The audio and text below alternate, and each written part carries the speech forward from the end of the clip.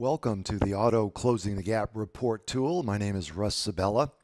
We are going to start off with the initial setup. First thing you want to do is go to schoolcounselor.com/AutoCTG. AutoCTG. Once you're here, you can opt to open up a PDF document with written directions if that's something that you find easier to use.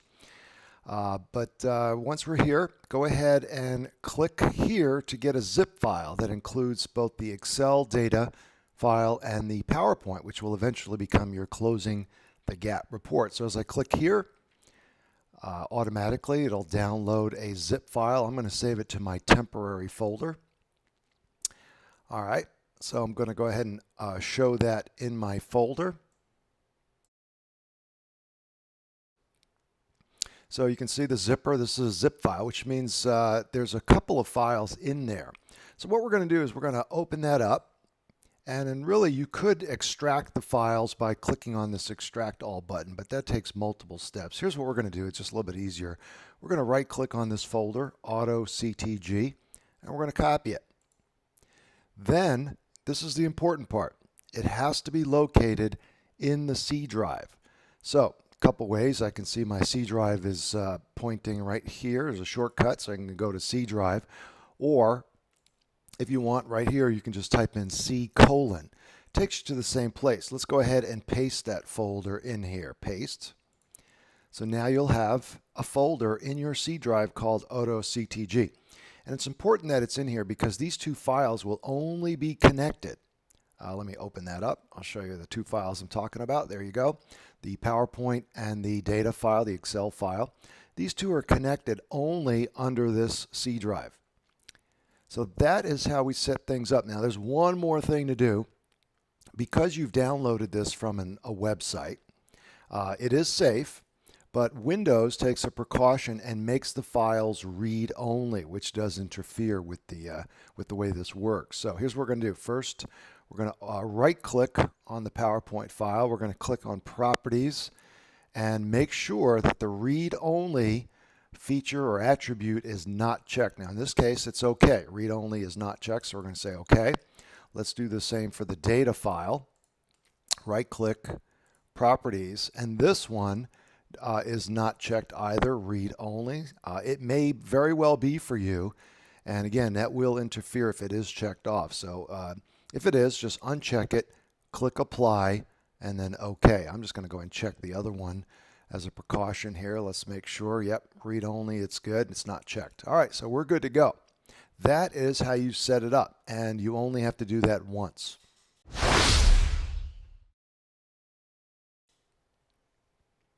Now we're going to start by opening the data file. So I click on that. Excel begins to open. And here's a overview of what you're going to see. You've got lots and lots of tabs below. Your first one is your main data. This is where you're going to change things and update things. I do have a tab here called Mini Charts. That's if you want to just get a snapshot of your results pre to post across 3 different variables there. And then the rest of these are your charts. So notice I've got it called Problem Chart, and then I'm just using as a placeholder this first variable as absences. There's probably a likelihood that you might use that as well. But of course, you're going to be able to change these to any variable that you want. Here's problem, homework completion, and I like collecting that kind of data. The way I've done it is perhaps every Friday to ask the teacher to answer this question. Out of all the homework that the student could have completed, what % did they complete? And then the next one is about quality. Out of all the points they could have received on their homework, what % of points did they receive? And then finally, a fourth variable might be number of referrals, for example. The next set of charts are really results, and these are your pre to post results for these cases that you have, and in this case we have several students. So you can see this goes on. Here's homework completion pre to post. Here's quality, and then finally referrals. The last tab looks like this, and what this is, and you can see I've got my 4 problem variables, and then here are the 4 results. And again, you can change this to whatever you want. The right side, this is what's going to go into the PowerPoint chart titles. Okay, so whatever you put in here is going to get brought into PowerPoint and be included in those chart titles. All right, so I'm going to use Control Page Up to kind of cycle back through all of these. Going to get back to the main data. And from here, you can really start to make some changes. Now, I have student names here, but you can do whatever you want. So, for example, this could be Class 1, Class 2, and then I'm going to go ahead and let's suppose there were several classes. There's 7 classes, okay? And maybe these are averages across each of those classes. Now, just to take a sneak peek here, I'm going to click on one of the charts. You can see how it's automatically updating that across the board. So as you change things, things will get changed in the charts in Excel. So let's say instead of absences, I want to make this another variable. Of course, you can change that. Quarter 1 simply says this is really the beginning. It's a pre-test. And then you can see the order here. We've got variable 1 pre and post, variable 2 pre and post. In our case, it's homework completion. And then across the board, it's going to be variable 3 pre and post, and then variable 4 pre and post. Let's see, what else do I want to tell you about? Well, if you want to delete data, let's go ahead. For example, if you want to delete class 7, I'm going to highlight this row by clicking the number 8, and then or I can right click it and then hit delete. Where are you? There you are. Delete. Normally what I'll do is I'll highlight it and hit Control minus sign, but that's just another way to do it. If you want to insert data, you cannot insert it at the end of this table. It will not show up in the charts. You've got to do it somewhere in here. Okay, the charts are based on this area that includes these rows in the white and blue area. So if I want to insert, what I'm going to have to do is, let's say, highlight 4 and 5 by gliding over the row numbers, right click, and then insert. So now I can add some data. If I want to kind of move some of this up, I can. But from here, all you would have to do then is just fill in the data. Now I'm going to undo that and then show you again one more time. I'm going to make this number real big. Let's say it's 55. Okay, let's go over here to, let's see, this is absences quarter 1. So there it is. So you can see now how that number changed automatically inside of the spreadsheet. Now I'm going to save this spreadsheet and minimize it.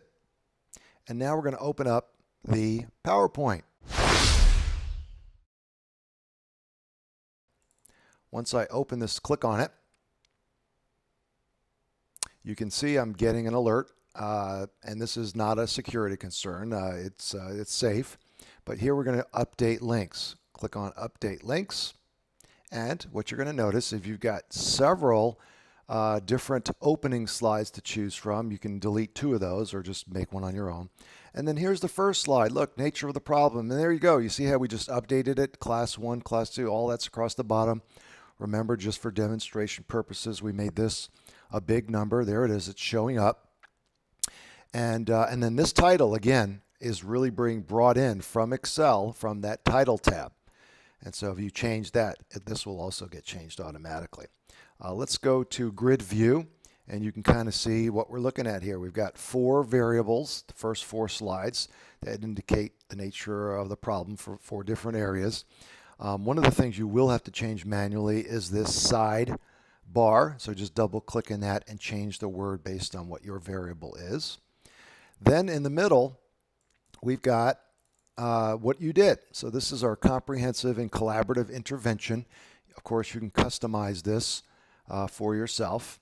And then the next 4 slides are the results, before and after, for each variable. And remember, this is all going to get updated automatically as you update the Excel spreadsheet. The final slide is really feature recommendations. And for me, one of the important ones is this last one. It's really a standard one. With appropriate support, expand this intervention among other students who would also benefit. That helps me to go into the principal's office and leverage some motivation to change my roles. If I'm going to do more direct work with students like this, what non-counseling duties am I not going to do? I can't keep adding on I've got to be able to take some duties off as I add on. All right, so this is it. Now, let's just kind of go through one more thing. Let's say this is the nature of the problem, absences Q1. If I'm going to make lots and lots of changes on that spreadsheet, let's go back to the spreadsheet. Let's change this back to 44 and let's make that 22. I want to go over here to homework completion and make that 77. And let's change that to 55. And now I want to go over here to homework quality and make some changes over there. Let's kind of move over here, homework quality. So lots and lots of changes.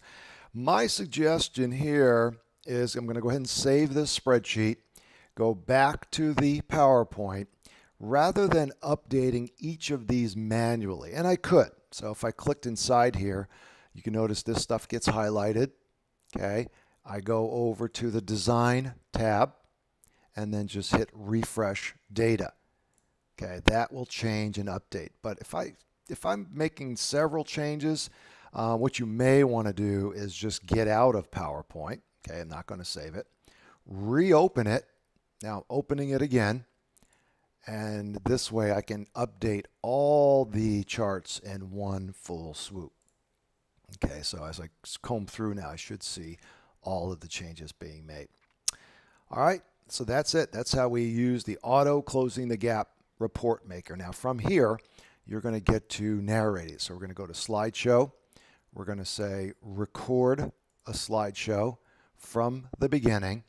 And then you're simply going to take 2 to 3 minutes to narrate this. Use a nice little headset. Hit escape or stop at the end. If you make a mistake, just keep going. You can come back and re-record one slide. Just don't hit enter when you're done. Just hit escape when you're done with that slide, or else you're going to have to narrate the next one too. All right, and then that's it. You're going to save this. You could even save it as a video. I have those directions up on the website. If you like, you can upload it. You can send it to others to watch it. And this will really be your 2 to 3 minute narrated multimedia self-advancing closing the gap report. And once you update the data and spend just a few minutes narrating, you've got yourself a nice little report.